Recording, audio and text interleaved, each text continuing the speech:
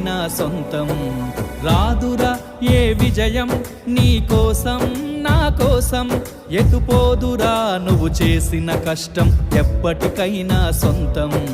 కాలంతో పయనించే వాడికి కానిది ఏముంది, సాధనతోనే సాధ్యమవ్వునని సదాశయంతో సాగర ముందుకు. రాదురా ఏ విజయం నీ కోసం నా కోసం, ఎటుపోదురా నువ్వు చేసిన కష్టం ఎప్పటికైనా సొంతం.